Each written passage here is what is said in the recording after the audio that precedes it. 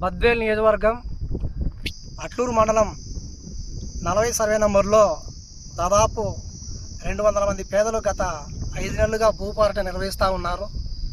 ఇక్కడ ఉన్నటువంటి 400 పైబడి ఎకరాలు ఉన్నటువంటి ప్రభుత్వ భూమిలో కంప చెట్లను ముళ్ళ పొదలన్నీ తొలగిస్తూ వారు భూమికి అనుకూలంగా ఈ భూమిని చేసుకుంటూ ఉన్నారు.